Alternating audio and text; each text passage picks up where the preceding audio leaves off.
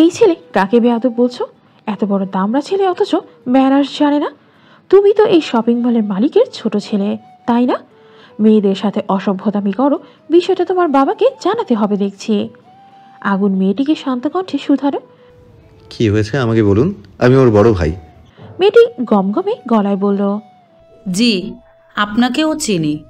আপনার এই অসভ্য ভাই আনিকা আনিকা বলে আমাকে জড়িয়ে ধরেছিল, চুমুও খেতে চাচ্ছিল। কত বড় সাহস! ছাড়তে বললে ছাড়ছিলই না, সেজন্য না পেরে হির জুতা দিয়ে পায়ে আঘাত করেছি। আগুন রাগি চোখে তাকায় আয়মানের দিকে। আয়মান কাচুমাচু হয়ে মাথা নিচে করে নিল।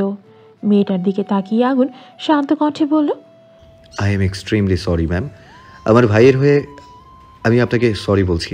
ব্যাপারটা এখানেই শেষ করে দিন, আমি ওকে বলে দিব ভবিষ্যতে আর এমন হবে না। মেয়েটা সাপের মতো ফোঁস করতে করতে হনহনিয়ে চলে গেল। আয়মান মাথা তুলে তাকালো। মোমের দিকে নজর পড়তে একটা মেয়েকে হাসি দিল। বিনিময়ে মোমও কিঞ্চিত মুচকি হাসি উপহার দিল। আগুন আর কথা বাড়ালো না, সবাইকে নিয়ে শপিং মল থেকে বেরিয়ে আসতো। গাড়িতে উঠে বসতে বসতে আয়মান বিড়বিড় করে বলল, তার মানে তখন ওই মেয়েটা আনিকা ডার্লিং ছিল না, মেয়েদের রূপে একজন ডাইনি ছিল। সবটাই আমার ভ্রম ছিল। আচ্ছা, ভ্রম ছিল আর যাই ছিল, এত তাড়াতাড়ি ভ্রমটা শেষ হয়ে গেল কেন? অ্যাটলিস্ট চুমুটা খাওয়া পর্যন্ত অপেক্ষা করতেও ফাটা কপাল আমার। এদিক সেদিক ঘুরতে ঘুরতে রাত হয়ে গিয়েছে, প্রায় এশারের সময়। আয়মান জানায় ডিনার করে বাসায় যাবে। আগুন ওদের নিয়ে বড়সড় একটা রেস্টুরেন্টে প্রবেশ করলো। সকলের পছন্দ অনুযায়ী খাবার অর্ডার দিয়ে অপেক্ষা করতে লাগলো। খাবার আসতেই সকলে খাওয়া শুরু করলো। খাবার খাওয়ার সময় মোমের পায়ে কারো পা লাগায় মোম ঝুঁকে টেবিলের নিচে উকি দিল। আগুনের পা দেখে মুখ কুঁচকে ফেলল। মাথা উঠিয়ে আগুনের দিকে তাকায়। আগুনের ভাবভঙ্গি স্বাভাবিক। মোম হতাশ হয়ে খাবারে মনোযোগ দিল। আগুন ঠোঁট টিপে হেসে পুনরায় একই কাজ করল। আয়মান খাবারের দিকে নজর রেখে ফিসেল গলায় বলল। এ পর্যায়ে মোমের কাশি উঠে গেল। খাবার তালুতে উঠে গিয়েছে। আগুন তুরন্ত পানির গ্লাস এগিয়ে দিয়ে পিঠে হাত বুলিয়ে দিতে লাগলো। আয়মানের দিকে চেয়ে থমকে বলল, আজ সিঙ্গেল বলে টেবিলের নিচে বউয়ের সাথে রোম্যান্স করতে পারি না। কতদিন নিষেধ করেছি খাবার খাওয়ার সময় কথা বলবি না, কানের নিচে একটা দিলে ঠিক হয়ে যাবে। আয়মান ঠোঁট উল্টে জবাব দিল, আজকাল সত্যি কথা ভাত নাই। ডিনার করে সকলে বাসায় চলে যায়। ময়ূরী জানায় কালকে তার স্পেশাল ক্লাস আছে। আয়মানেরও ভার্সিটি খোলা। অগত্যা আগুন একটা ট্যাক্সি গাড়ি ভাড়া করে ওদের গাড়িতে তুলে দিল। মুনিয়া যেতে চাচ্ছিল না, সে বোনের কাছে থাকবে। আগুন বলেছে থাকতে চাইলে থাকবে, সমস্যা নেই, একটা রুম তো ফাঁকা পড়েই থাকে। কিন্তু ময়ূরী তাকে বুঝিয়ে সাথে নিয়ে গিয়েছে। বলেছে গ্রামে যাওয়ার আগে ওর বাবা মা আরেকবার এসে মোমের সাথে দেখা করে যাবে। মুনিয়া মনে মনে মেনে নেয় তার সব কথা। মূলত গাড়িতে চড়তে মুনিয়ার বেশ ভালো লাগে, তাই ময়ূরীর সাথে ওই বাড়িতে ফিরে গেল। এতে আবার গাড়ি করে এখানে আসতে পারবে। বাসায় ফিরে আগুন ফ্রেশ হয়ে ল্যাপটপ নিয়ে সোফায় বসে পড়ল। মোমকে গলা উঁচিয়ে ডাকল, মোম, কফি বানাতে পারবে? পারলে 1 কাপ কফি বানিয়ে দিয়ে যাও। মোম শুধু মৃদু আওয়াজে জবাব দিল, জি, কিছুক্ষণ অপেক্ষা করুন। মোম বারান্দা থেকে এসে তাড়াতাড়ি ড্রেস নিয়ে ওয়াশরুমে ঢুকে পড়ল। দ্রুত ফ্রেশ হয়ে রান্নাঘরে চলে গেল। চটজলদি কফি বানিয়ে রুমে আসত। আগুনের বেডরুমে দুজন একসাথেই বসার মতো একটি সোফা আছে, সেখানেই বসে ল্যাপটপে কিছু কাজ করছে। মোম কফি দিয়ে ড্রেসিং টেবিলের সামনে মোড়া টেনে বসে চুল আঁচড়াতে লাগলো। আগুন কফিতে চুমুক দিয়ে গম্ভীর কণ্ঠে বলে উঠল, পড়াশোনা কেমন চলছে? বাংলা প্রথম পত্রের না সৃজনশীল পড়তে দিয়েছিলাম, পড়েছিলে? মোম চুল বেনুনি করতে করতে গোমরা মুখে উত্তর দিল, পড়ার সময় পাইনি। আগুন মৃদু ধমকে গমগমে গলায় বলল, কেন সময় পাওনি? রান্না করা ছাড়া তো তোমার আর কোনো কাজ নেই, সারাক্ষণ তো বসেই থাকো। টিভি না দেখে একটু পড়াশোনা করলেও তো পারো। মোম তিরিক্ষি মেজাজ নিয়ে মৃদু আওয়াজে বলল, রান্না করা ছাড়া কি আমার কোনো কাজ নেই? শুধু রান্না করলেই হয়? ঘর গোছানো, ঝাড়ু দেয়া, ঘর মোছা, থালা বাসন মাজা, ওয়াশিং মেশিনে কাপড় ধোয়া, পছন্দ না বলে নিজের হাতে কাপড় কেচে ধুই, তাহলে সময়টা পাবো কোথায়? আগুন অবাক হওয়ার ভঙ্গিতে বলল, বাপরে, আপনি এত কাজ করেন? তাই এত কাজ করতে কে বলেছে শুনি? কতবার বলেছিলাম একজন কাজের লোক নিয়ে আসি, সে ঘরের কাজ করে দেবে, সাথে তোমার একজন সঙ্গীও হবে। কিন্তু তুমি তো আমার কথা শুনলে না, তেরামি করে কাজের লোক রাখতে নিষেধ করেছিলে। তুমি নাকি এই ছোট্ট সংসার একা হাতে সামলাতে পারবে, এখন এসব কথা বলছো কেন? মোমের মুখটা চুপসে গেল। আগুন একজন কাজের লোক ঠিক করেছিল, কিন্তু মোম কাজের লোক রাখতে রাজি হয়নি। আগুন টিভি এনে দেওয়ার পর থেকেই মাঝে মাঝে নিউজ দেখত। একদিন নিউজে দেখেছিল কাজের মহিলার সাথে বাসার মালিকের অন্তরঙ্গতার মুহূর্ত। যদিও আগুন তেমন না, তবুও মোম কোনো রিস্ক নিতে চায়নি। এইসব টুকটাক কাজ মোমের জন্য কোনো ব্যাপার না। বাড়িতে থাকতে এইসব কাজ মোম করেছে, শুধু রান্নাটা একটু কম পারত। এখন তো নিত্যদিনের রান্নার কাজ মোটামুটি সবই পারে। রান্না তো কেবল একবার করে। এই অল্প কাজের তেমন চাপ নেই, কিন্তু পড়েনি বলে কাজের একটা অজুহাত দিল। মোম মিনমিন করে বলল, এখন থেকে নিয়মিত পড়াশোনা করবো, পাক্কা। ল্যাপটপে নজর রেখে আগুন চড়া গলায় বলল, রেজাল্ট খারাপ হলে বাপের বাড়ি রেখে আসবো, এমন ফেলটুস মার্কা বউ আমার লাগবে না। ফুঁসে উঠল মোম। উঠে এসে কোমরে হাত দিয়ে আগুনের সামনে দাঁড়ালো। আগুন ল্যাপটপ সাইডে রেখে ভ্রু কুঁচকে তাকায়। মোম কিছু না বলে হঠাৎ ধপ করে আগুনের কোলে বসে পড়ল। আগুন হকচকিয়ে যায়, অবাক হয়ে চেয়ে থাকে কিয়ৎকাল। চাউনি শিথিল করে শান্ত কণ্ঠে বলে, কাজ করছিলাম না? মোম নরম কণ্ঠে মুখ কালো করে জবাব দেয়, কোনো কাজ করা লাগবে না। এত কাজ করে কি হবে? কাকে খাওয়াবেন? আপনার বাবার তো টাকা পয়সার অভাব নেই, আপনার টাকা তাদের প্রয়োজন হবে না, তাহলে শুধু কাজ করে কি হবে? আগুন তীক্ষ্ণ দৃষ্টিতে তাকায় কোমলমতির দিকে। মুখটা কেমন থমথমে হয়ে আছে, ফর্সা মুখে রক্তিম আভা ছেয়ে রয়েছে। ঘন ঘন শ্বাসরুদ্ধকর যুদ্ধ চালাচ্ছে। চিকন পাতলা অধৈর্য মৃদু কেঁপে কেঁপে উঠছে। হাসি নেই সেথায়, বারবার শুকনো ঢোক গিলছে। সবকিছুই ভালো করে অবলোকন করলো আগুন। না, অন্য সময়ের মতো এখন মোমের মুখশ্রী লজ্জায় নেতিয়ে পড়েনি, বরং এই নিষ্পাপ মুখশ্রীতে ফুটে উঠেছে চাপা অভিমান। আগুন দুহাতে জড়িয়ে ধরল অর্ধাঙ্গিনীকে। মোম ঠোঁট ফুলিয়ে নিচের দিকে তাকিয়ে আছে। আগুন মোমের ফুলিয়ে রাখা ঠোঁট আলতো করে চুমু দিল। শক্তপোক্ত এক হাত বাড়িয়ে মোমের মসৃণ গালে রাখল। মুচকি হেসে বলল, এত কাজ করছি বউ পালার জন্য, নিজের শক্তি সামর্থ্য থাকতে আমার বউ আমার বাবার টাকায় চলবে সেটা আমি হতে দিতে পারি না, তাই কাজ করা জরুরি। মোম কাতর গলায় বলল, তাহলে বললেন কেন রেজাল্ট খারাপ হলে বাবা বাড়ি রেখে আসবেন? আমি এতটাও খারাপ স্টুডেন্ট না, সবসময় ভালো রেজাল্ট করেছি। ক্লাসে হয়তো ফার্স্ট গার্ল ছিলাম না, তবে লাস্ট গার্লও হইনি। রোল নাম্বার 2-3-এর মধ্যেই থাকতো। আপনি জানেন বর্তমানে 10ম শ্রেণীতে আমার রোল 2। আমি তো মজা করে বলেছি, তুমি রাগ করছো কেন? মোম ছলছল চোখে চেয়ে বলল, মজা করেও কখনো আপনার থেকে দূরে সরিয়ে দেওয়ার কথা বলবেন না। দেখা গেল হয়তো সত্যি সত্যি একদিন আপনার থেকে অনেক দূরে চলে গিয়েছি, তখন হাজার চেষ্টা করেও আর ফিরে পাবেন না আমায়। আগুন সজোরে ধমক মারল। সেই ধমকে মোমের ক্ষুদ্র শরীর কাঁপন ধরায়। আগুন দাঁতের দাঁত চেপে রাগী গলায় বলল, সামান্য একটা কথায় তুমি এত আকাশ কুসুম ভেবে বসে আছো? অযথা বেশি কথা আমার পছন্দ না মম। মোম জবাব দেয় না। মুখ গোমরা করে আগুনের কোল থেকে উঠে পড়তে চায়, কিন্তু আগুন ওকে শক্ত করে জড়িয়ে ধরে আছে। আজকে অভিমান করে ছোটার জন্য ছটফট করল না, করলে বেশি সুবিধা হবে না। আগুনের শক্তির সাথে পারবে না সে। শুধু শুধু নিজের শক্তি খরচ করে লাভ নেই। অগত্যা আগুনের কোলে ঘাপটি মেরে বসেই চুপ করে রইল। আগুন মোমের কপালে ঠোঁট ছোঁয়ায়, গালে গাল ঘষে শান্ত কণ্ঠে বলল, আর কখনো ওই কথা বলবো না, আর অভিমান করে থেকো না, ঠিক আছে? মোম এবারেও নিশ্চুপ থাকলো।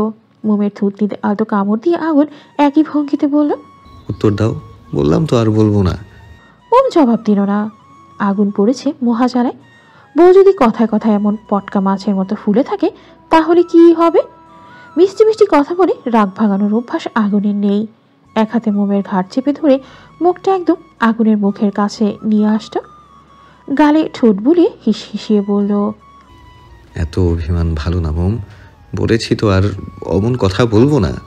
মোম শান্ত চোখে থাকায় মাথা নেড়ে বোঝালো ঠিক আছে, মুখে কিছু বলল না। আগুন স্বস্তির নিঃশ্বাস ফেলল। মোমের গলায় চুম্বন করে শক্ত করে জড়িয়ে রাখল। মোম ভারিককে নিঃশ্বাস ছেড়ে আগুনের কাঁধে মাথা এড়িয়ে দিল।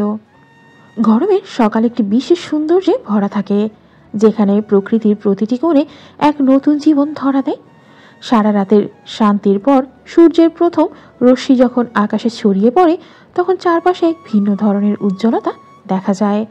জনপ্রাণী নিজ নিজ আবাসস্থল থেকে বেরিয়ে নিজেদের নিত্যনৈমিত্তিক সংগ্রাম চালিয়ে যাওয়ার সর্বোচ্চ চেষ্টা করে। প্রকৃতির নিয়মের এই কালচক্র বহমান মানুষ থেকে পশু পাখি পর্যন্ত। আগুনের ছুটির মেয়াদ শেষ হয়ে গিয়েছে। কলেজে যাওয়ার জন্য তৈরি হচ্ছে সে। মোমের বাবা মা বোন নিজেদের গ্রামের বাড়িতে ফিরে গিয়েছেন। যাওয়ার আগে আগুনের ফ্ল্যাটে এসে মোমের সাথে দেখা করে গিয়েছেন। মোমের বাবার গাড়ি ভাড়া করার কোনো প্রয়োজন হয়নি। রাশেদ তাদের বাড়ির গাড়ি করেই মোমের বাবা মাকে বোনকে তাদের গ্রামের বাড়িতে পাঠিয়ে দিয়েছেন। আগুন ড্রেসিং টেবিলের সামনে দাঁড়িয়ে হাত ঘড়ি পরে নেয়, গায়ে পারফিউম দিয়ে চুল ঠিক করে রুম থেকে বেরিয়ে যায়।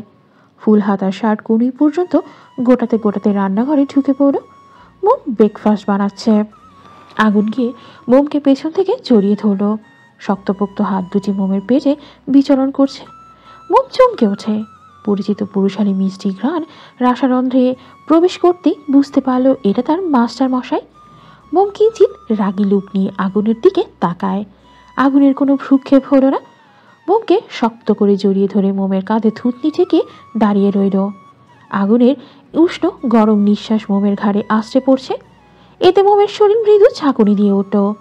মোম মিহি কণ্ঠে বলল, দূরে সরুন। না। দেখছেন না কাজ করছি। করো কাজ, আমি কি তোমাকে কাজ করতে নিষেধ করেছি? এভাবে জাপটে ধরে থাকলে কাজটা করব কি করে আমি? সেটা তোমার ব্যাপার। কলেজের জন্য দেরি হচ্ছে না? যান গিয়ে ডাইনিং টেবিলে বসুন, আমি নাস্তা নিয়ে আসছি। যাব না, এখানে এভাবেই থাকবো। মোম লম্বা শ্বাস টানল। আর কিছু বলল না, বলেও লাভ নেই। আগুন যখন বলেছে যাবে না, তার মানে যাবেই না। ব্রেকফাস্ট বানিয়ে হাতের টুকটাক কাজ করা পর্যন্ত পুরো সময়টা আগুন এভাবেই মোমকে জড়িয়ে ধরেছিল। শুধু জড়িয়ে ধরেই ক্ষান্ত হয়নি, মেয়েটাকে জ্বালিয়েছে প্রচুর। কখনো কাঁধে ঠোঁট চেপে ধরেছে, কখনো কানে ফু দিচ্ছে, কখনো গালে চুমু খাচ্ছে। আগুনের এসব দুষ্টু মিষ্টি উৎপীড়ন সহ্য করে মোম তার হাতের কাজ সম্পন্ন করল। ব্রেকফাস্ট করে আগুন ড্রয়িং রুমের সোফায় বসে টিভি দেখছে। মোম ওড়নায় ভেজা হাত মুছে ড্রয়িং রুমে আসে। ভ্রু কুচকে চেয়ে থাকে আগুনের দিকে। চঞ্চল পায়ে হেঁটে গিয়ে আগুনের পাশে বসল। আগুন মোমকে এক পলক দেখে টিভিতে মনোনিবেশ করল। দুশ্চিন্তায় মোমের ললাটে প্রগাঢ় ভাঁজ পড়ল। সাবলীলভাবেই জিভ দ্বারা ঠোঁট ভিজিয়ে জিজ্ঞেস করল, কলেজে যাবেন না? আগুনের ভরাট স্বর। যাব। আগুন তাকায়। চাউনি শিথিল, মুখ বিবর স্বাভাবিক, শান্ত কণ্ঠে বলল, তোমার সকল কাজ কমপ্লিট? জি, কিছুক্ষণ পর দুপুরের রান্নার জন্য জোগাড়াতি করবো আর কি। আজ রান্না করতে হবে না। কেন? মোম অবাক হয়ে জানতে চাইল। আগুন উঠে মোমের হাত ধরে বেডরুমে যেতে যেতে গম্ভীর কণ্ঠে জবাব দিল, আশানুর ইনভাইট করেছে ওদের বাসায় যাওয়ার জন্য। ওর বউ আফিফা তোমাকে দেখতে চেয়েছে। ব্যস্ততায় টেস্টের রিপোর্টগুলো আনতে যেতে পারিনি, আর আশানুর নিজেও দিয়ে যেতে পারিনি। তাছাড়া তোমার বাবা মা যাওয়ার পর থেকে কেমন মনমরা হয়ে থাকো, একটু ঘুরে আসলে ভালো লাগবে। মোম চনমনে কণ্ঠে শুধালো, দাওয়াত তো দুপুরের জন্য, এখন গিয়ে কি করব? আপনি কি আমার সাথে থাকবেন? কলেজে যাবেন না? যাবে না কেন? তোমাকে ওদের বাসায় দিয়ে আমি কলেজে যাব। কলেজ থেকে ডিরেক্টে আশানুরের বাসায় যাব। আর দাওয়াত শুধু দুপুরের জন্য না, আশানুর বলেছে সকাল সকাল চলে যেতে। আজকে ওদের বাসায় থাকতেও বলেছে। থাকবেন? আগুন ভ্রুচিয়ে জিজ্ঞেস করে, কি মনে হয় তোমার? বিনিময়ে মোম মৃদু হাসল। আগুন শপিং মল থেকে আনার শাড়িটা মোমের হাতে তুলে দিল। নিরাট স্বরে বলল, এই শাড়িটা পরো। মোম শাড়িটা হাতে নিয়ে শুধালো, আপনার কলেজের দেরি হয়ে যাবে না? ফার্স্ট ক্লাস 11টা বেজে, প্রথম প্রবলেম নেই, তুমি দ্রুত রেডি হও। মোম আর কথা বাড়ালো না, শাড়ি নিয়ে ওয়াশরুমে ঢুকে পড়ল। শাড়িটা কোনো রকম গায়ের সাথে পেঁচিয়ে বেরিয়ে এসেছে। আগুন ভ্রু কুচকে ফেলল, গম্ভীর কণ্ঠে বলল, তুমি তো এখন শাড়ি পরতে পারো, তাহলে এভাবে পরেছো কেন? মোম গোমরা মুখে উত্তর দিল, ওয়াশরুমে ঠিকভাবে শাড়ি পরতে পারছিলাম না। ফ্লোরে পানি থাকায় শাড়ি ভিজে যাচ্ছিল, স্বাচ্ছন্দ্য বোধ করছিলাম না। তাড়াতাড়ি রেডি হও। মোম আমতা আমতা করে বলল। আপনি রুম থেকে চলে যান। আগুন ভ্রু যুগল কুচকে চওড়া গলায় জিজ্ঞেস করলো, আমি থাকলে কি সমস্যা? মোম মাথা নিচু করে মিনমিন করে বলল, আমি আপনার সামনে শাড়ি পরতে পারবো না। আগুন ফোঁস করে নিঃশ্বাস ছাড়ল। মোমের কোমর টেনে নিজের সাথে মিশিয়ে নিল। এক হাতে চোয়াল চেপে ধরল। চোখে চোখ রেখে গমগমে গলায় বলে উঠল, তোমার সব কিছুই আমার দেখা শেষ, নতুন করে দেখার মতো কিছুই নেই। ঢং না করে দ্রুত রেডি হও, লেট হচ্ছে আমার।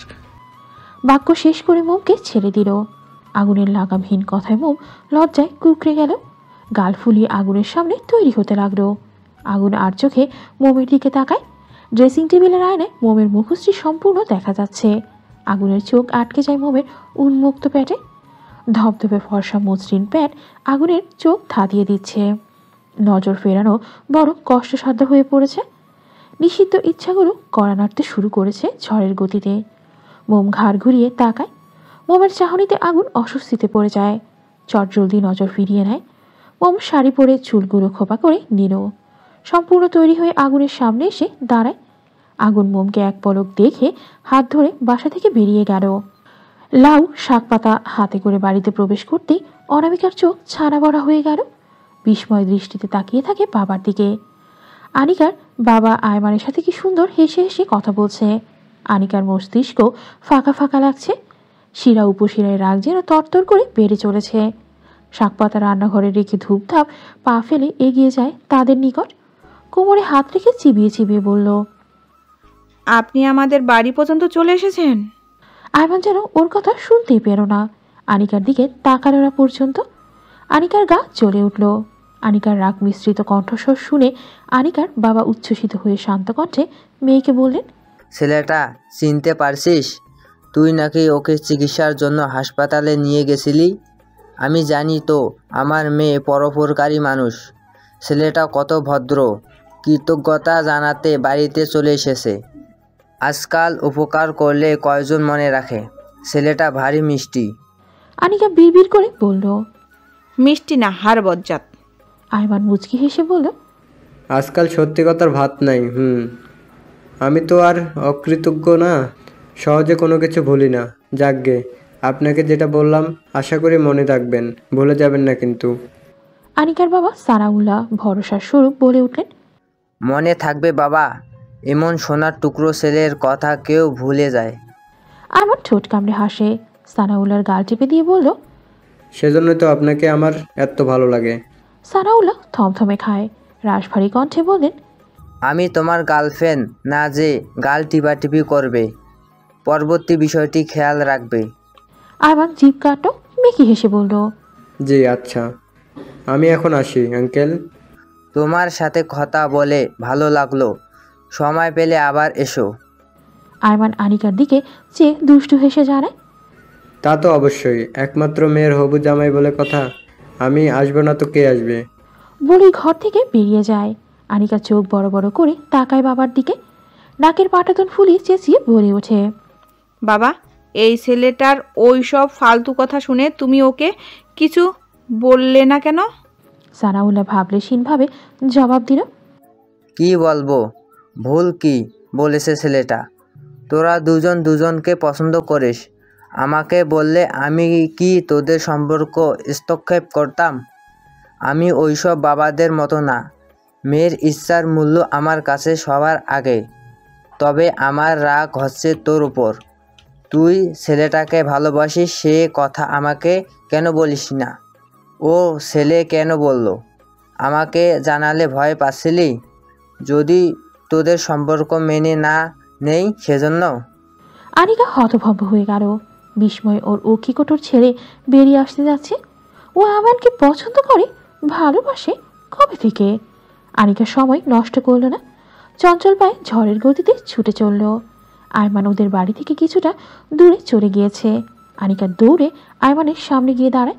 আয়মান থেমে যায়, মুখে তার ক্রূর হাসি। আনিকা রেগে বলে উঠল, আপনি আমার বাবাকে ওইসব আজে বাজে কথা বলেছেন? কি কান পড়া দিয়ে বশীভূত করলেন তাকে? আয়মান গাছাড়া ভাব নিয়ে বলল, কোথায় কি বলেছি? কিছু না তো বলিনি। আমি আপনাকে ভালোবাসি, পছন্দ করি, এসব কথা কেন বলেছেন, যেটা সম্পূর্ণ মিথ্যা? আয়মান জবাব দিল না। আনিকা পুনরায় বলল, আপনি জানেন, আপনার এই মিথ্যার জন্য আমি বাবার কাছে ছোট হয়ে গিয়েছি। আমার বাবার চোখে একরাশ হতাশা দেখেছি আমার প্রতি। সেটা শুধু আপনার জন্য। আপনি আমার নামে কেস করতে চাইলেন, করতে পারতেন। এখানে আর আসবো না। কেন এসেছেন এখানে? লাস্ট ওয়ার্নিং দিচ্ছি, আমার থেকে দূরে থাকবেন, নয়তো এর ফলাফল খুব খারাপ হবে। আয়মান শান্ত কণ্ঠে বলল, প্রথমত, তোমার বাবার কাছে তুমি ছোট হওনি, তিনি তোমার উপর কিঞ্চিত অভিমান প্রকাশ করেছেন। দ্বিতীয়ত, তোমার থেকে দূরে থাকা সম্ভব না, উল্টো কাছে আনার দ্রুত ব্যবস্থা করছে, অপেক্ষা করো। আনিকা তেজি গলায় শুধায়, কি করবেন আপনি? উল্টোপাল্টা কিছু করার চেষ্টা করলে এবার মাথা দুভাগ করে ফেলবো। আয়মান কিঞ্চিত ঝুঁকে আনিকার কানের কাছে মুখ নিয়ে হিসিয়ে বলে, তাহলে ট্রিটমেন্ট তোমারই হাতেই করব। মাথা ফাটানো তো শুধু বাহানা। সত্যি বলতে তুমি আমার রূপ দেখে হিংসায় জ্বলে পুড়ে মরো, সেজন্য অজুহাত দিয়ে যখন তখন আমাকে ছুতে চাও। বলি লজ্জা পাওয়ার ভঙ্গিতে দুহাতে মুখ ঢেকে ফেলল। আনিকার রাগে লুক নিয়ে তাকায়। আয়মান ঠোঁট কামড়ে হাসে, গা দুলিয়ে হেঁটে চলে যায়। আশানুরের বাড়িতে মোমকে রেখে আগুন কলেজে চলে গিয়েছিল। আশানুরের বাবা মা বাড়িতে নেই, বাড়িতে শুধু আফিফা ও আশানুর ছিল। ওদের সাথে পরিচয় করিয়ে দিয়ে আগুন নিশ্চিন্তে কলেজে চলে যায়। ইতিমধ্যে আফিফার সাথে মোম অনেকটা ফ্রি হয়ে গিয়েছে। মোমকে ছোট বোনের মতো স্নেহ করে। আফিফা রান্না করছে আর মোম তার পাশে দাঁড়িয়ে হেল্প করছে। মোম লম্বা নিঃশ্বাস টেনে চনমনে কণ্ঠে বলল, কোরমার দারুণ ঘ্রাণ বেরিয়েছে আপু, না জানি খেতে কত মজা হবে। আফিফা মুচকি হেসে বলে, কোরমা খেতে পছন্দ করো? হ্যাঁ। একটা কথা জিজ্ঞেস করব? জি অবশ্যই। আফিফা চুলা বন্ধ করে দেয়। কোরমা ঢাকনা দিয়ে ঢেকে মোমকে নিয়ে রান্নাঘর থেকে বেরিয়ে আসে। আশানুর ড্রয়িং রুমে বসে হসপিটালের গুরুত্বপূর্ণ কিছু ফাইল চেক করছে। আফিফা মোমকে নিয়ে বেডরুমে চলে আসে। মোমকে বসতে বলে ঝটপট গোসল করতে চলে যায়। গোসল শেষে মোমের পাশে বসল। মোম মৃদু আওয়াজে বলে উঠল, আপু তখন কি যেন জানতে চাচ্ছিলেন? বলছি। আফিফা ভালো করে মোমের মুখশ্রী অবলোকন করল। মেয়েটার চোখে মুখে জানতে চাওয়ার উদ্বেগ, বারবার ঢোক গিলছে আর পলক ঝাপটাচ্ছে। মোমের উদ্বেগ দেখে আফিফা ঠোঁট এলিয়ে হাসল। মোম তার হাসির কারণ বুঝতে পারল না।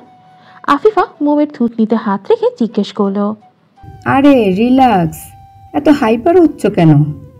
মোম জিহ্বার সাহায্যে ঠোঁট ভিজিয়ে শান্ত কণ্ঠে বলল, আপনি বলুন।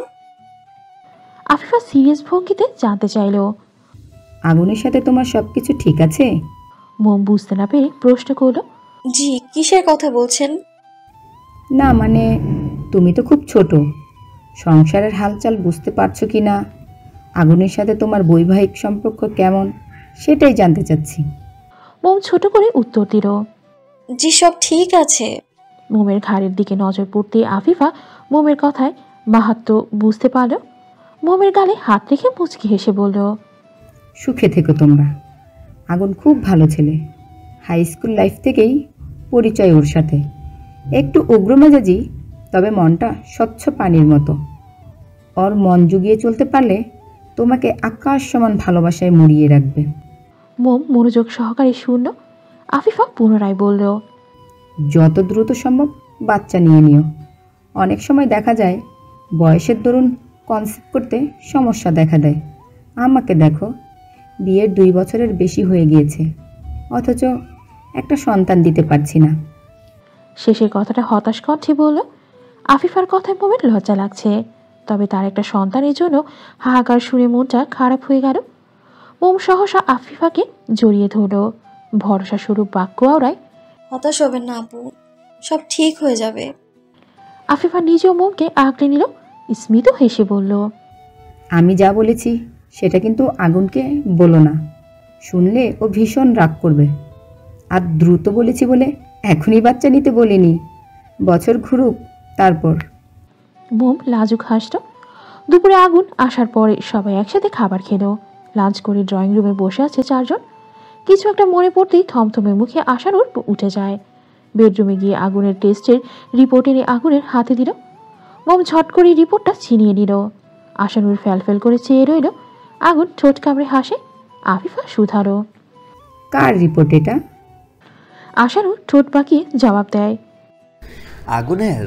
ওর জ্বর আসার পর একদিন আমার হসপিটালে গিয়ে কিছু টেস্ট করেছিল, সময় স্বল্পতার জন্য দেওয়া হয়নি। মোম চিন্তিত ভঙ্গিতে উদ্বেগ নিয়ে জানতে চাইল, ভাই রিপোর্টে কি এসেছে, সব ঠিক আছে তো? আশানুর চুপ থাকলো কিয়ৎ পরিমাণ। মুখে গাম্ভীর্য ভাব ফুটে উঠল। মুহূর্তে মোমের চিন্তা বাড়ল। আগুন ধরাম করে আশানুরের পিঠে মারল। বড়সড় ধমক দিয়ে গমগমে গলায় বলল, আমার বাচ্চা বউকে টেনশন দিয়ে তোর কী লাভ? বলে দে রিপোর্ট সব পজিটিভ। দেখ কেমন চাতক পাখির মতো তোর একটা ছোট্ট উত্তরের আশায় তাকিয়ে আছে। আশানুর ঠোঁট কামড়ে নিচের দিকে তাকিয়ে আছে। কথাটা কিভাবে বলবে বুঝতে পারছে না। তার মুখের ভাবভঙ্গি নিষ্প্রাণ, হতাশা আর অসহায়ের ন্যায় আগুনের দিকে তাকালো।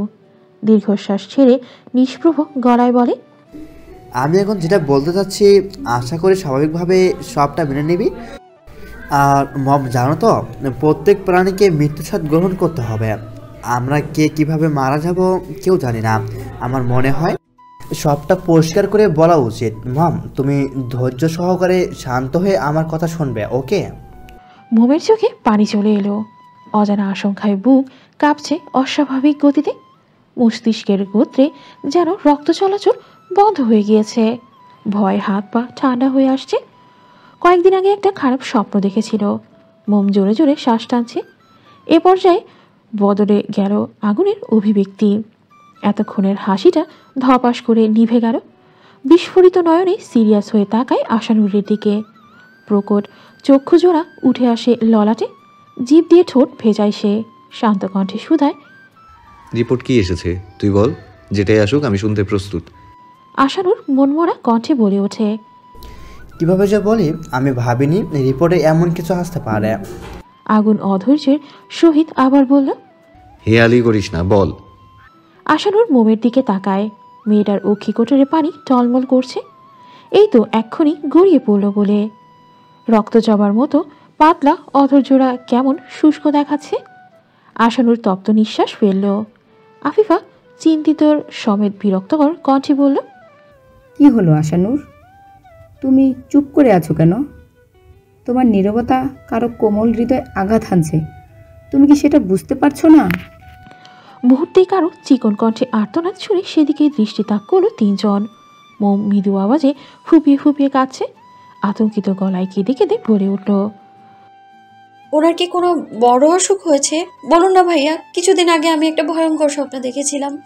সেটা আবার সত্যি হয়ে যাবে না তো? চুপ করে থাকবেন না, বলুন সবটা প্লিজ। মোমের কান্নায় আগুনের মস্তিষ্ক অচল হয়ে গেল। তড়িৎ বেগে উঠে ওদের সামনেই মোমকে শক্ত করে বুকে জড়িয়ে ধরল। আগুনের বুকটা কেমন ধরাস ধরাস করছে। আশানুর পুনরায় মুখভঙ্গি বদলে হাততালি দিয়ে হু হু করে হেসে উঠল। হাসতে হাসতে আফিফার গায়ের ওপর ঢলে পড়ল। আফিফা বিরক্ত হয়ে দূরে সরে গেল। আগুন ভ্রুকুচকে তাকায়।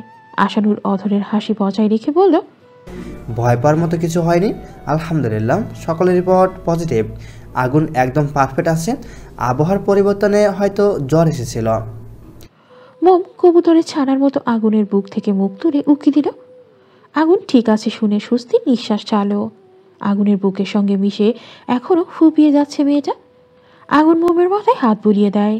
চোখের পানি মুছে দিয়ে চোয়াল শক্ত করে আশানুরের দিকে এগিয়ে যায়। আশানুর জানে এখন আগুন ওর চেহারার গঠন বদলে দিবে। তাই সময় নষ্ট না করে দ্রুত ছুটে বেডরুমে গিয়ে দরজা বন্ধ করে দিল। আগুন মুষ্টিবদ্ধ করে দরজায় আঘাত করছে, তাতে দাঁত চেপে বলল, পালাচ্ছিস কেন? বেরিয়ে আয় বলছি। সাধে কি আর তোকে ছাগল বলি? তোর সাহস কত বড়, আমার বউকে কাঁদাস? দরজা বন্ধরত অবস্থায় আশানুর চিৎকার করে জবাব দেয়, রেগে যাচ্ছিস কেন? আমি তো শুধু দেখতে চেয়েছিলাম তোর পিচ্ছি বউ তোকে কতটা ভালোবাসে। আগুন ফোঁস করে নিঃশ্বাস ছাড়ল। গম্ভীর কণ্ঠে বলল, তাই বলে এমন জঘন্য পরিস্থিতি বানিয়ে বলবি? তোর ডাক্তার হওয়ার কোনো যোগ্যতাই নেই। ডাক্তার মানুষকে টেনশন ফ্রি করে, আর তুই উল্টো টেনশন দিস। কতক্ষণ লুকিয়ে বসে থাকবি? একবার হাতের কাছে পাই তখন মজা করার স্বাদ হারে হারে টের পাবি। অন্য কিছু বা অন্য কাউকে নিয়ে মজা করলে কিছু বলতাম না, হাসি মুখে মেনে নিতাম। কিন্তু তুই আমার কোমলমতিকে নিয়ে এত জঘন্য একটা মজা করলি। তোর কারণে আমার বউয়ের চোখ দিয়ে যে অশ্রুকণা পড়েছে তার মূল্য তো তোকে দিতেই হবে। আশানুর অসহায় গলায় বলে উঠল, ভাই এবার মতো মাফ করে দে প্লিজ, আর কখনো এমন করব না, প্রমিস। আগুন কিছু বলল না, গটগট করে ড্রয়িং রুমে চলে গেল। আফিফা স্নেহময় হাত বুলিয়ে দিচ্ছে মোমকে। আগুন মোমকে এক হাতে জড়িয়ে ধরে আফিফার থেকে বিদায় নিয়ে ওদের বাড়ি থেকে বেরিয়ে আসতো। আগুন ঠিক করলো মোমকে নিয়ে এখন বাসায় ফিরবে না। আশেপাশে কিছুক্ষণ ঘুরবে। 4 চাকাওয়ালা গাড়ি নিস্তেজ হয়ে দাঁড়িয়ে। সময়টা বিকেল 4টার কাছাকাছি। স্থির গাড়িটার ভেতর আগুনের কোলে বসে বুকের সঙ্গে লেপ্টে আছে মোম। মেয়েটার মুখবিবর ভার হয়ে আছে, লতানোর শরীরটা কেমন নেতিয়ে পড়েছে। আগুনের কাঁধের শার্টের অংশ খামচে ধরে আছে। আগুনের মুখভঙ্গি স্বাভাবিক। গরম লাগছে ওর। হাত বাড়িয়ে শার্টের বুকের কাছের দুটো বোতাম খুলে দিল।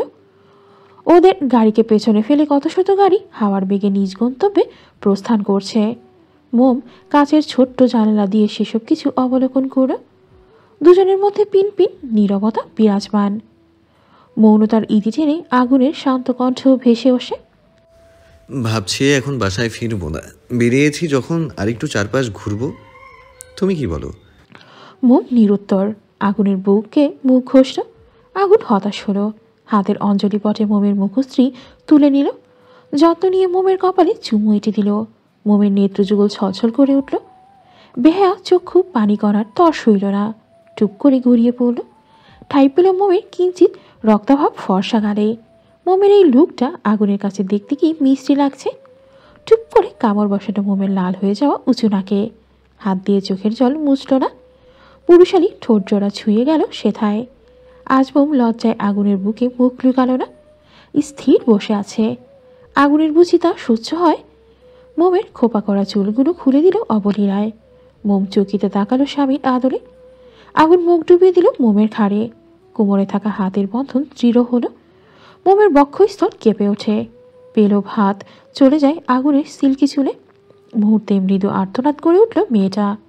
আগুন তার সূক্ষ্ম তাদের জোর প্রয়োগ করলো মোমের ঘাড়ের নরম চামড়ায়। মোমের ব্যথাতুর আওয়াজে কামড়ের জায়গায় আলতো চুমু দিয়ে ছেড়ে দিল। লম্বা চুলে মুখ ডুবিয়ে সেথায় গ্রান লুফে নিল। নজরে নজর মেলালো। সময় ব্যয় করল না। হুট করে আঁকড়ে ধরল বউয়ের কোমল অষ্টদয়। গাঢ় করে চুম্বন করলো সেথায়। মোম ভারী কি নিঃশ্বাস চালো। আগুন শীতল গলায় বলল, ওই ব্যাপারটা ভুলে যাও। আশানুর সব সময়ই এরকম দুষ্টুমি করতো, তবে ভাবতে পারিনি এমন সিরিয়াস বিষয়ে ছাগলটা মজা নেবে। মোম নাক টেনে সরল গলায় বলে ওঠে, জানেন আমি ভয় পেয়ে গিয়েছিলাম। কিছুদিন আগে স্বপ্নে দেখেছিলাম আমরা দুজন আলাদা হয়ে গিয়েছি। কেউ একজন আমাদের আলাদা করে দিতে চাইছে, আর সে তার কাজে সফলও হয়েছে। আগুন মোমের থুতনিতে চুমু খেল। শক্ত করে জড়িয়ে ধরে নীরের স্বরে বলল, ভয় পেও না, কেউ আমাদের আলাদা করতে পারবে না। যতদিন বেঁচে থাকবো আগুনের বুকে শুধু মোম থাকবে। মরার পরও এই বুক জমিনে শুধু তোমার নামটাই খোদাই করা থাকবে। মোম সন্তুষ্টির হাসি হাসত। এই প্রথম নিজ ইচ্ছায় আগুনের উন্মুক্ত বুকে নিজের নরম অধর ছুঁয়ে দিল। আগুন ঠোঁট কামড়ে হাসে। মোমের মাথায় চুমু দিয়ে তাকে এক হাতে শক্ত করে জড়িয়ে ধরল। অন্য হাতে চাবি ঘুরিয়ে গাড়ি স্টার্ট দিয়ে ড্রাইভিং করতে লাগলো। প্রতিদিনের ন্যায় যথাসময়ে আগুন কলেজে চলে গেল। কলেজের গেট পেরিয়ে গাড়ি পার করে। পেছনে ঘোরার সাথে সাথেই কারো সাথে ধাক্কা খেল। আগুন ধাক্কা খাওয়া মানুষটির দিকে দৃষ্টি তাক করতে উদ্বেগ সমেত বলে উঠল, সরি, আমি খেয়াল করিনি। কথার ইতিরে মানুষটির দিকে সম্পূর্ণ দৃষ্টিগোচর হতে আগুনের মুখভঙ্গি বদলে গেল। কারণ সেই মানুষটি নাইমা। তরতাজা নাদুস নুদুস মেয়েটা সপ্তাহখানিকের মধ্যে কতটা শুকিয়ে গিয়েছে। ফোলা ফোলা গাল দুটো সমান্তরালভাবে মুখশ্রীতে লেপ্টে আছে। গলার হাড় ভেসে উঠেছে। চেহারার আগের সতেজতা নেই, সেটাই রয়েছে মলিনতার ছাপ। আগুন এক দৃষ্টিতে চেয়ে নাইমার মুখে বিবর কিছুক্ষণ পর্যবেক্ষণ করল। কিছু বলল না। দীর্ঘশ্বাস ছেড়ে নিজ গন্তব্যে হাঁটা শুরু করলো। নাইমা সহসা আগুনের হাত চেপে ধরল। আগুন চকিতে পিছনে ফিরে তাকায়। তড়িৎ বেগে হাত ছাড়িয়ে নেয়। নাইমা ম্লান হাসল। আগুন আবারও লক্ষ্য করলো মেয়েটার হাসিটাও আর আগের মতনই। উচ্ছ্বসিত হাসিটা বিলীন হয়ে গিয়েছে। আগুন চলে যাওয়ার জন্য পা বাড়ায়।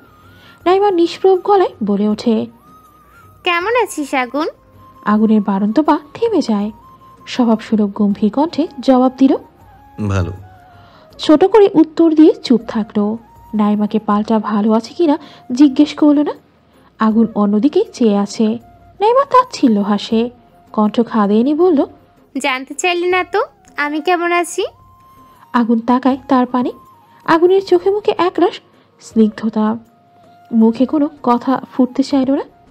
চোখে নরম নেই ছেলেটির। কি বলবে, কি বলা উচিত কিছুই বোধগম্য হচ্ছে না। ভারিককে নিঃশ্বাস ছেড়ে পাল্টা প্রশ্ন করলো। জিজ্ঞেস করার কি আছে, তুই তো ভালোই আছিস। সত্যি ভালো আছি। আগুন বিরক্ত কণ্ঠে বলল। সেটা আমার জানার কথা নয়। তুই ভালো আছিস কিনা সেটা দেখার জন্য তোর পরিবার আছে। তোর আর কিছু বলার থাকলে জলদি বল, আমার ক্লাস আছে। তুই অনেক বদলে গিয়েছিস, অনেক পাষাণ হয়ে গিয়েছিস। আগুন ভাবলেশীনভাবে জবাব দিল। আমি বদলাইনি, আর বদলাবো না। যেমন ছিলাম তেমনই আছি, শুধু কারো ভুল ধারণা নিয়ে পাগলামো করার জন্য একটু কঠিন হয়েছি, জাস্ট, আর কিছু না। নাইমা কাপা গলায় জানতে চাইল। বউকে খুব ভালোবাসিস? আগুনের অকপটে স্বীকারোক্তি। বউকে ভালোবাসবো না তো কাকে ভালোবাসবো? ভালোবাসা না থাকলে নিশ্চয়ই চুটিয়ে সংসার করতে পারতাম না। আচমকা নাইমা আগুনের হাত চেপে ধরে ডুকরে কেঁদে উঠল। আগুন চমকে ওঠে, আশেপাশে নজর ফেরায়। না, এদিকে তেমন কেউ নেই, তবে বারান্দার অনেক শিক্ষার্থী হাঁটাহাঁটি করছে। কেউ দেখে নিলে বিষয়টা খারাপভাবে নিতে পারে। আগুন হাত ছাড়াতে চায়, নাইমা আরও শক্ত করে ধরে। আগুন কণ্ঠস্বর নিচুতে নিয়ে চিবিয়ে চিবিয়ে বলল। সিন ক্রিয়েট করছিস কেন? কেউ দেখতে পেলে আমার ইমেজ খারাপ হবে। বলে যাস না এটা আমার কলেজ। নাইমা তবু ছাড়ল না, ভাঙা গলায় অবান্তর আবদার ছুড়ল। আমাকে বিয়ে করবি? আমাকে বিয়ে করে নি প্লিজ। তোর বর্তমান বউকে ছাড়তে হবে না, সে থাকুক, আমার সমস্যা নেই। আমাকে বিয়ে করে দ্বিতীয় স্ত্রীর মর্যাদা দিয়ে তোর ঘরে তুলে নে। আগুন নাকের পাটাতন ফুলিয়ে রক্তিম চোখে তাকায়, ঝাড়ি দিয়ে নিজের হাত সারিয়ে নিল। গমগমে গলায় বলল। পাগল হয়েছিস? কি সব বলছিস, কোনো খেয়াল আছে? নাইমা উদ্ভ্রান্তে নাই বলল। আমি এত কিছু জানি না, তোকে আমার চাই। আগুন ফোঁস করে নিঃশ্বাস ছাড়লো, দাঁতে দাঁত চেপে বলল। মাথা বেশি খারাপ হলে ডাক্তারি বাদ দিয়ে তোর বাবা মাকে বল পাবনা রেখে আসতে। অন্যদের কি চিকিৎসা করবি? তোর নিজেরই এখন চিকিৎসার প্রয়োজন। নাইমা কাতর গলায় জানালো। আমাকে একটা সুযোগ দিলে কি খুব বড় ক্ষতি হয়ে যাবে তোর? আগুন বিস্ময় কিং কর্তব্য বিমূর, অবাক হলো কিঞ্চিত। পর মুহূর্তে চোয়ার শক্ত করে চড়া গলায় বলল।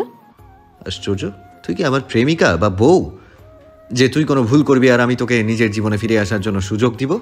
আমার ধৈর্যের পরীক্ষা নিস না, নয়তো এত বছরের নিয়ম ভঙ্গ করে তোর গায়ে হাত তুলে ফেলবো। আগুন আর দাঁড়ালো না, ত্রস্ত পায়ে এড়িয়ে চলল নিজ গন্তব্যে। নাইমা সেদিকে ব্যথাতুর দৃষ্টিতে চেয়ে রইল। চুমকি চলেছে একা পথে, সরাসরি তার সাথে ধাক্কা খেলে দোষ কি তাতে? অশ্রাব্য বাক্য শুনে আনিকার চঞ্চল ছুটে চলা পা দুটো থেমে যায়। মাথায় ঘোমটা দেওয়া ওড়না আরেকটু ভালোভাবে টেনে পেছনে ফিরে চায়। ললাটে প্রগড় ভাঁজ ফেলে অগ্নিদৃষ্টি নিক্ষেপ করল সম্মুখের মানুষটির দিকে। আয়নায় দন্তপাটি বের করে উচ্চাস সমেত আনিকার সামনে দাঁড়িয়ে। আনিকা চোখ বুঝে লম্বা শ্বাস টানল। কিছু বলতে চেয়েও বলল না। ছেলেটা চরম বেহায়া, কিছু বললে রাস্তার মধ্যে কি নাকি গন্ডগোল শুরু করে দেয়। কলেজের উদ্দেশ্যে বেরিয়েছিল আনিকা।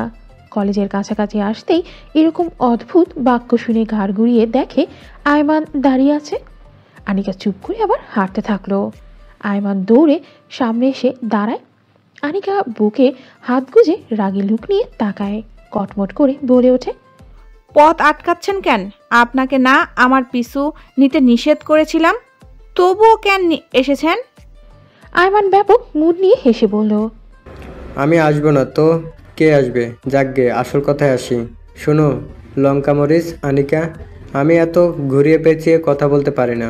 মনে যা থাকে ফটাফট বলে দেই। মনের কথা চেপে রাখা আমার কাম্য নয়।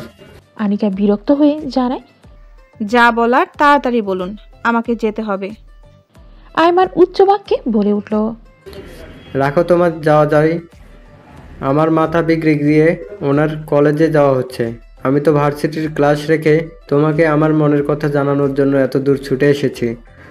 তাই চুপ করে আমার কথা শুনবে, কথার মাঝখানে কথা বলবে না। আনিকা ঝাঁস দিয়ে বলল। যদি না শুনি তো কি করবেন? কেস করবেন? করুন। আয়মান থুতনি চুলকে ফট করে নিরেট স্বরে বলল। আনিকা, আমি তোমাকে ভালোবাসি। কিভাবে ভালোবেসেছি, কেন তোমাকে ভালোবেসেছি, এসব অবান্তর কথা জিজ্ঞেস করো না। এর উত্তর আমার নিজের কাছেও নেই। শুধু এতটুকু জানি তুমি আমার। আমি খুব ছটপট টাইপের একজন ছেলে। আড্ডা মাস্তি নিত্যকার কাজকর্ম। অনার্স এখনও কমপ্লিট হয়নি। তোমার সাথে দেখা হওয়ার আগেই অনেক মেয়েদের সাথে রিলেশনশিপে ছিলাম, বাট ট্রাস্ট মি, তাদের সাথে ফোনে কথা বলা আর সামান্য ঘোরাঘুরি ছাড়া এর বেশি কিছু করিনি, কিন্তু তোমাকে দেখার পর বিশ্ব সুন্দরী রমণী চোখের সামনে দিয়ে গেলেও সেটায় আয়মানের চোখ আটকায় না। আমি একটু বেশি দুষ্টুমি করি, তবে আমি খারাপ ছেলে না। আমি সত্যিই তোমাকে ভালোবেসে ফেলেছি অনিকা। আমি চাইলে জোর করে তোমার সাথে কিছু করতে পারি, সেই ক্ষমতা আমার আছে। তবে শুধু শরীর নয়, মন সহ তোমাকে আমি চাই। একদমই কথাগুলো বলে ভারী কি নিঃশ্বাস ত্যাগ করলো আয়মান। আনিকা ফ্যাল করে চেয়ে আছে, ওর ভাবভঙ্গি বোঝা যাচ্ছে না। আয়মান পুনরায় মিহি কণ্ঠে বলল, আমি জানি তোমার কোনো বয়ফ্রেন্ড নেই, সব খোঁজ নিয়েছি আমি। তাই বাংলা সিনেমার মতো ডায়লগ দিতে পারবে না যে সরি ভাইয়া আমার বপ আছে, তোমার মা নেই, বাবাই তোমার সব। এটাও জানি তোমরা নিম্ন মধ্যবিত্ত পরিবারের লোকজন, তাতে আমার বিন্দুমাত্র আগ্রহ নেই। বিয়ে করলে তো আর টাকাকে করব না, করব তোমাকে। ভাবার জন্য কয়েকদিন সময় দিচ্ছি, মন দিয়ে ভাবো। তবে দিন শেষে যেন উত্তর হ্যাঁ হয়, মনে থাকে যেন। আনিকা ঠোঁট কামড়ে আয়মানের কথা শ্রবণ করল, মুখবিবর গাম্ভীর্য করে শুধালো, প্রপোজ করছেন নাকি থ্রেট করছেন? আয়মান গাছাড়া ভাবে জবাব দিল, তুমি যেটা ভাবো। আনিকা চক্ষু হাসল, কিন্তু মুখে বলল, আপনার মতো অভদ্র ছেলেকে নিয়ে ভাবতে আমার বয়ে গেছে। আয়মান আনিকার চোখে দৃষ্টি তাক করে বলল, না ভাবলে তোমার লস, কারণ ভাববার সময় চলে গেলে নির্দিষ্ট সময়ে পর তোমাকে আর সুযোগ দেওয়া হবে না। তোমার একটা ব্যবস্থা ঠিকই করব, এটা পুরো কনফার্ম। আনিকা ব্যঙ্গাত্মক করে বলে ওঠে, কি করবেন? যখন করব তখন দেখতে পারবে। আপাতত সামনে থেকে সরো। আমার মতো হ্যান্ডসাম ছেলে দেখলেই রাস্তায় দাঁড়িয়ে কথা বলতে ইচ্ছে করে, তাই না? আনিকার মুখ হা হয়ে গেল। বলে কি এই ছেলে? তাতে দাঁত চেপে বলল, আমি আপনাকে দেখে দাঁড়িয়েছি, আপনি নিজেই তো আমার পথ আটকালেন। আয়মান স্মিত হাসে, দু কদম এগিয়ে আনিকার মুখোমুখি হয়ে হিসিয়ে বলল, জীবনে চলার পথে কখনো ফিরে তাকাতে নেই, তবে কোনো সুন্দরী মেয়ে পাশ দিয়ে পেরিয়ে গেলে সেটা আলাদা ব্যাপার। বাণীতে দ্য গ্রেট বিশ্বকবি আয়মান শিকদার। ডোরবেল বাজতেই মোম গিয়ে দরজা খুলে দিল। আগুন গম্ভীর মুখভঙ্গিতে দাঁড়িয়ে আছে। মোমের চোখ যায় আগুনের হাতে থাকা শপিং ব্যাগে। আগুন নিঃশব্দে ভেতরে আসে। মোম দরজা আটকে দেয়। আগুন বিছানার উপর ব্যাগগুলো রেখে তোয়ালে নিয়ে ওয়াশরুমে ঢুকে পড়ল। মোম ব্যাগগুলো উল্টে পাল্টে দেখতে লাগলো। ভেতরে জামা কাপড় রাখা। মোম কাপড়গুলো বের করলো। গাউন, শাড়ি এনেছে আগুন, ভীষণ সুন্দর সবকটা ড্রেস। আগুন ফ্রেশ হয়ে বেরিয়ে আসতেই প্রশ্ন ছুড়ল, এই ড্রেসগুলো কার জন্য? আগুন গম্ভীর কণ্ঠে উত্তর দিল, তোমার সতীনের জন্য। মোম বুঝতে পারলো আগুন তাকে জানানোর জন্য বলছে। মোম মৃদু আওয়াজে জিজ্ঞেস করলো, হঠাৎ শপিং করে আনলেন যে? আগুন চুলে ব্রাশ করে মোমের পাশে বসল। ভরাট স্বরে বলল, কালকে আমার কলেজের সকল টিচার্সরা মিলে সোনারগাঁও ঘুরতে যাবে। বলতে পারো ছোটোখাটো একটা গেট টুগেদারের মতো। বাসায় তো তোমার শাড়ি আর 3 পিস রয়েছে, ঘুরতে গেলে শাড়ি পরে বেশি কমফোর্টেবল হতে পারতে না, সেই জন্য গাউন নিয়ে এসেছি। পছন্দ হয়েছে? জি। দুপুরে খেয়েছিলে? মোম মিহি কণ্ঠে বলল। আগুন ভ্রু উঁচিয়ে জিজ্ঞেস করে, সত্যি? হ্যাঁ। আগুনের কলেজ থেকে ফিরতে দেরি হবে বলে মোমকে ফোন করে জানিয়ে দিয়েছিল সে যেন খেয়ে নেয়। আগুন বাইরে থেকে লাঞ্চ করে নিবে। মোম আগুনকে ছাড়া খায় না, যত দেরি হোক না কেন। দুপুরে আগুনের জন্য অপেক্ষা করে। আগুন বাসায় আসে 3টার পরে। আগুন নিষেধ করেছে অপেক্ষা না করে জন্য, কিন্তু মোম তার কথা শোনে না। ধমক দিলেও কাজ হয়নি। সবসময় আগুনের জন্য না খেয়ে বসে থাকবে। তাই আগুন চেষ্টা করে যত দ্রুত সম্ভব ক্লাস শেষ করে দুপুরে বাসায় চলে আসার। আজকে বেশি দেরি করে হয়ে যাবে বলে আগে ভাগেই ফোন করে বলেছে মোমকে দুপুরে খেয়ে নিতে। আগুন মোমের কোলে মাথা দিয়ে শটান হয়ে শুয়ে পড়ল। মোমের পেলব হাত টেনে নিল নিজের মাথায়। মোম আলতো করে চুল টেনে দিচ্ছে, মিহি কণ্ঠে শুধালো, মাথা ব্যথা করছে? না। শরীর খারাপ লাগছে? না। এভাবে শুয়ে পড়লেন যে, বালিশে গিয়ে আরাম করে শুয়ে পড়ুন, আমি মাথায় হাত বুলিয়ে দিচ্ছি। আগুন তিরিক্ষি মেজাজ নিয়ে বলল, তোমার অসুবিধা হচ্ছে? তাহলে সরে যাই। মোম চঞ্চল কণ্ঠে তুরন্ত জবাব দিল, একদম না, আমি এমনিতেই জিজ্ঞেস করেছি। দুজনের মাঝে বেশ কিছুক্ষণ নীরবতা বিরাজমান রইল।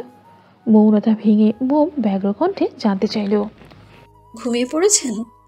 আগুনের কণ্ঠস্বর নিচুতে নিয়ে মৃদু আওয়াজে উত্তর দিল, বলো। আপনার কি মন খারাপ? আগুন পাল্টা প্রশ্ন করল। কেন মনে হলো? আপনার মুখ দেখে মনে হচ্ছে। আগুন উঠে বসল, নিজে সেই তির্যক চাহনি নিক্ষেপ করলো। মোম ভরকে গেল, দোলনার মতো দুলে উঠল তনুমন। শুষ্ক ঢোক গিলল, রেগে গেল নাকি মানুষটা? রাগার মতো তো কিছুই বলেনি সে। তাহলে আগুন হাত টেনে মোমকে বালিশে শুইয়ে দিল, ঝুঁকে ভ্রু কুচকে চেয়ে রইল। মোমের বক্ষস্থল ঢেউয়ের মতো চলাৎ করে উঠল, গাত্রে গাত্রে যেন হিমশীতল রক্ত প্রবাহিত হচ্ছে। ঠোঁট নেড়ে কিছু বলতে উদ্যত হতে আগুন সেথায় তর্জনী স্পর্শ করল। মোম সহসা কথাটা গিলে নিল। আগুন ভারিক্কি নিঃশ্বাস ছেড়ে মোমের বুকে মাথা দিয়ে শুয়ে পড়ল।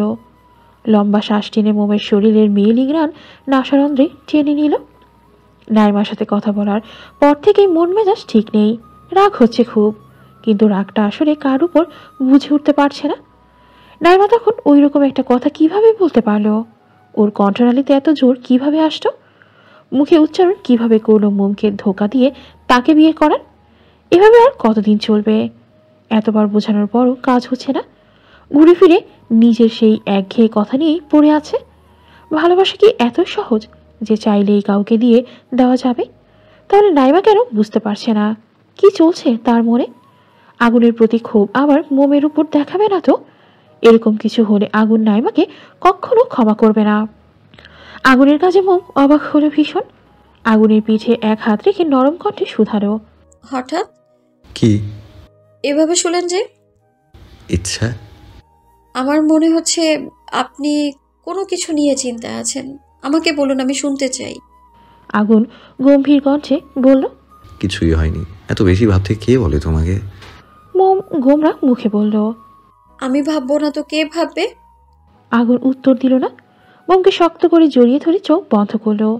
জবাব নেই পেয়ে মোম হতাশার নিঃশ্বাস ছাড়ল। আগুনের চুলের ভাঁজে হাত গুজে চনমনে চিত্তে বলে ওঠে, ঘুরতে যখন যাচ্ছি ময়ূরী আপুকে সাথে নিয়ে চলুন, পারলে আমরান ভাইয়াকেও। সবাই মিলে গেলে তো খুব মজা হবে। আগুন চওড়া গলায় বলল, আমার কলেজের টিচার্সরা মিলে ঘুরতে যাবে, সেখানে ফ্যামিলির সবাইকে কিভাবে নিয়ে যাব? তুমি বউ, তাই তোমাকে নিয়ে যাওয়া যাবে। অযথা বায়না করো না। মোমের মুখটা চুপসে গেল।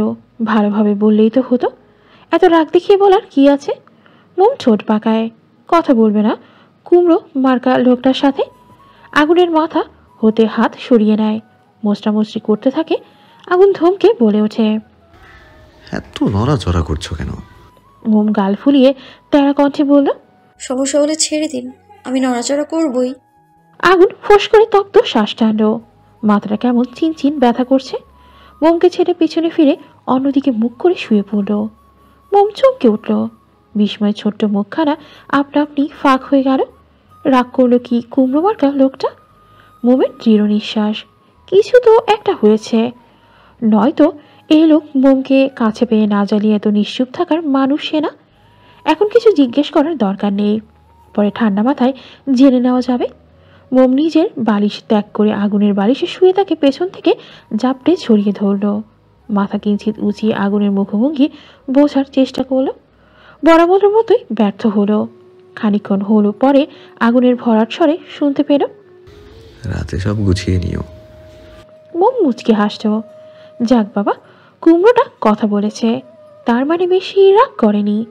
মোম হাতের বন্ধন দৃঢ় করে আগুনের কাঁধে মুখ গুজে শুয়ে রইল। রাতের ঘুটঘুটে আধার সরে গিয়ে দিনের আলো ফুটতে শুরু করেছে। আবছা অন্ধকারাচ্ছন্ন চারপাশ দেখতে খুব মনোমুগ্ধকর লাগছে। প্রকৃতির বাতাবায়নে উচ্ছ্বাস সমেত পক্ষীকুল নিজ গলায় শব্দ তুলে গগনে উড়ে বেড়াচ্ছে। তাদের মতো চঞ্চল এক কিশোরী নুপুরের রিনঝিন শব্দ তুলে এদিক ওদিক ছোটাছুটি করছে। ভোর ভোর ঘুম থেকে উঠে আগুন মোম রেডি হতে শুরু করলো। আগুনের অবশ্য বেশি সময় লাগলো না, কিন্তু মোমের রেডি হওয়া তো দূরে থাক, এখনও ড্রেস কোনটা পরবে সেটাই সিলেক্ট করতে পারছে না। এই ভোরবেলা ময়ূরীকে ভিডিও কল করে কয়েকটা ড্রেস দেখিয়ে জিজ্ঞেস করেছে কোনটা পরবে। ময়ূরী উত্তরে বলেছে, ভাবি তুমি এমনিতেই সুন্দর, তুমি যেটা পরবে তাতেই তোমাকে সুন্দর লাগবে। মোম ময়ূরীর কথায় সন্তুষ্ট হতে পারল না, গোমরা মুখ করে সোফায় বসে আছে। আগুন সম্পূর্ণ তৈরি হয়ে ব্লেজারটা আলমারিতে তুলে রাখলো। এই গরমের মধ্যে শার্টের সাথে বাড়তি কাপড় পরলে থাকা মুশকিল হয়ে যাবে। মোমের কাছে এসে শিলা টান টান করে দাঁড়ায়। বুকে হাত গুজে ভ্রু কুচকে ফেলল। এই মেয়ে এখনো আগের মতোই বসা। আগুন বিরক্ত হলো, ধমকে বলে ওঠে, তোমার কি যাওয়ার ইচ্ছে আছে? ইচ্ছে না থাকলে বলো, আমি একাই চলে যাব। আকস্মিক ধমকে মোমের সত্তা কেঁপে ওঠে। ভোতা মুখে আগুনের দিকে দৃষ্টি তাক করে গাল ফুলিয়ে জবাব দেয়, আমি তো যেতে চাই, কিন্তু কোন জামাটা পরবো আমি না বুঝতে পারছি না। আগুন ফোঁস করে নিঃশ্বাস ছাড়ল। বিছানায় জামা কাপড় ছড়িয়ে ছিটিয়ে আছে। আগুন একটা শাড়ি হাতে তুলে নিয়ে মোমকে কাছে ডাকল। এদিকে আসো। মোম থমথমে মুখে এগিয়ে যায়, আগুনের দিকে তাকালো না। ঠোঁট ফুলিয়ে রেখেছে সে। আগুন ঝুঁকে মোমের ফুলিয়ে রাখা নিচের ঠোঁটে আলতো করে কামড় দিল। স্মিত হেসে বলল, ঠোঁট ফুলিও না, খেয়ে ফেলবো। মোম ধীর স্বরে বলে, বাজে লোক। এই শাড়িটা পরো। সোনারগাঁও পৌঁছে হোটেলে যাওয়ার পর ড্রেস চেঞ্জ করা লাগবে, তখন অন্য ড্রেস পরে নিও। মোম বাধ্য মেয়ের মতো শাড়ি পরতে লাগলো। আগুন সোফার হাতলে ঠেস দিয়ে দাঁড়িয়ে ঠোঁট কামড়ে ফোন টিপছে। মোম শাড়ি পরার এক ফাঁকে আয়নায় আগুনের দিকে নজর গেল। অমনি তার বক্ষস্থল ছলাৎ করে উঠল। তুরন্ত পেছন ফিরে আর চোখে মুড নিয়ে থাকা আগুনের দিকেই তাকালো। পলক ঝাপটিয়ে ডাগর ডাগর আঁখি তুলে নিভৃতে অনিমেষ চেয়ে রইল তার স্বামীর আদরে। আগুনের পরনে ব্ল্যাক ড্যানিম প্যান্ট, গায়ে অ্যাশ রঙের শার্ট, যেটা ইন করা। শার্টের হাতা কুনি পর্যন্ত গোটানো। ফর্সা শরীরে দারুণ মানিয়েছে। বুকের কাছে দুটো বোতাম খোলা। ভেতরে সেন্ডু গেঞ্জি পরেছে, তবে সেটার গলা বড় হয় তেমন নজরে আসছে না। মোমের নারী সত্তার দুর্বলতা, বুকের লোমগুলো কেমন ড্যাপ ড্যাপ করে তাকিয়ে আছে, যেন মোমকে ডাকছে ওই লোমশ বুকে মিশে যেতে। মাথার চুলগুলো সুন্দর কাট করে পেছনে নিয়ে রাখা। ফর্সা হাতে সোনালি রঙের হাত ঘড়িটা কি চমৎকার লাগছে। ঠোঁট কামড়ে ধরায় গোলাপি রঙা অধৈর্যরা টকটকে লাল রং ধারণ করেছে। কিছুদিন আগে আগুন ক্লিন শেভ করেছিল। এতে মোম চিৎকার করে পুরো বাসা মাথায় তুলেছিল। আগুনের দাড়ি চুল বড় হওয়ায় সেলুনে গিয়েছিল। মোম বারবার বলে দিয়েছিল সম্পূর্ণ ক্লিন শেভ যেন না করে, আগের মতো হালকাভাবে ছাঁটাই করে আসবে। আগুনের চাপদারি মোমের ভীষণ পছন্দ, অথচ আগুন মোমের নিষেধ অমান্য করেই এইবার ক্লিন শেভ করে এসেছে। সেদিন মোম আগুনের সাথে কথাই বলেনি। আগুন অনেক কাঠখড় পুড়িয়ে বউকে মানিয়েছিল। এখন সেই ফর্সা গালে কালো খোঁচা খোঁচা দাড়িগুলো উকি দিচ্ছে। এতেও মোমের মাস্টার মশাইকে দেখতে কি সুন্দর লাগছে। আগুন চোখ তুলে চায়, মোম চেয়েছিল, তাই দুজনের চোখাচোখি হয়ে গেল। মোম অস্বস্তিতে পড়ে গেল, দ্রুত নজর ফিরিয়ে তৈরি হতে লাগলো। আগুন মিটিমিটি হেসে মোমের পেছনে দাঁড়িয়ে হিসিয়ে বলে, চোরা চোখে তাকানোর কি আছে? তোমারই তো বর, সরাসরি তাকালে আমি মাইন্ড করবো না। মোম হাতে রেশমি চুড়ি পরে কাজল ঠিক আছে কিনা চেক করে নিল। আয়নায় আগুনকে দেখে ভেঙচি কেটে পড়ে, আমি কেন আপনাকে দেখতে যাব? আমি তো আপনার পেছনের দেয়ালে চোখ বুলাচ্ছিলাম। তাই নাকি? জি। আগুন আয়নার দিকে দৃষ্টি তাক করে মোমের লিপস্টিক পরা ঠোঁটে নজর রেখে বলল, ভাবছি বুকের গাছের বোতাম দুটো খোলাই থাক, যা গরম পড়েছে বাইরে গেলে হাওয়া বাতাস গায়ে লাগলে আরাম পাবো। মোম তুরন্ত পিছন ফিরে যায়, একরাশ দ্বিধা নিয়ে জানায়, তাড়াতাড়ি বোতাম লাগান, বোতাম খুলে বাইরে যেতে পারবেন না। কি সমস্যা? মোম কোনো ভনিতা ছাড়াই সরল সহজ গলায় বল জবাব দিল, আপনার গলা থেকে বুক পর্যন্ত আলাদা একটা মোহ আছে। যেই মোহ আমায় আকর্ষণ করে, সেদিকে অন্য মেয়েরা তাকাবে, সেটা আমি সহ্য করতে পারবো না। বলা শেষ করে মোম নিজেই ব্যস্ত হস্তে আগুনের শার্টের বোতাম লাগিয়ে দিল। শুধু গলার সাথে লাগানো একদম নিকটের বোতামটা লাগালো না। আগুন চক্ষু হাসল, বলিষ্ঠ হাত বাড়িয়ে মোমের কোমর পেঁচিয়ে ধরল। সময় নিয়ে কপালে গাঢ় করে চুমু খেলো। অধর প্রসারিত করে হেসে বলল, সব সময় এরকমই থেকো মোম। তোমার সরল সাবলীল স্বীকারোক্তি আমার মনে প্রশান্তিকর হাওয়া বইয়ে দেয়। মোম লাজুক হেসে মাথা নিচু করে নিল। আগুন দূরে সরে দাঁড়ায়। মোম বাকি কাজ কমপ্লিট করে প্রয়োজনীয় জিনিসপত্র একটা ব্যাগে ভরে নেয়। কয়েকদিন সোনারগাঁও থাকবে, তাই বাসা থেকে বের হওয়ার আগেই ভালো করে সব কিছু আরেকবার দেখে নিল। কলেজের গেটে গাড়ি থামতে আগুন মোমকে নিয়ে গাড়ি থেকে নেমে গেল। গাড়ি ভাড়া মিটিয়ে মোমের হাত ধরে ভেতরের দিকে হাঁটা শুরু করলো। আগুন নিজের গাড়ি করে আসেনি, ট্যাক্সি ভাড়া করে এসেছে। যেহেতু কলেজ থেকে গাড়ি ভাড়া করা হয়েছে সবাই একসঙ্গে যাবে বলে, সেখানে এখন হাজির নিজের গাড়ি করে কলেজে আসতে গাড়ি কার কাছে কোথায় রেখে যাবে? তাই আর নিজের গাড়ি আনেনি। আগুন মোমকে নিয়ে লাইব্রেরির সামনে এসে দাঁড়ায়। অনেক টিচার্স আসে সেখানে। অপরিচিত এত লোকজন দেখে মোম কিছুটা ঘাবড়ে গেল। এখানে সবাই উচ্চশিক্ষিত, তাদের সাথে মোম মানিয়ে নিবে কিভাবে? ওর জন্য আগুনকে আবার লজ্জায় পড়তে হবে না তো? ভয়ে মোমের হাতের তালু ঘামতে শুরু করেছে। আগুনের মুখভঙ্গি স্বাভাবিক, সে উৎফুল্ল সমেত হাঁটছে। লাইব্রেরির ভেতরে প্রবেশ করতেই সকলে তীক্ষ্ণ দৃষ্টি নিক্ষেপ করলো ওদের উপর। আগুনকে দেখে সবাই খুশি হলো। প্রিন্সিপাল স্যার এসে আগুনের কাঁধে হাত রেখে শুধালেন, এত দেরি হলো কেন? আগুন কিঞ্চিত হাসার চেষ্টা করে বলে, ওই রেডি হতে একটু দেরি হয়ে গেল, সবাই এসে পড়েছে। হ্যাঁ, তোমার জন্যই অপেক্ষা করছিল সবাই। Sorry sir.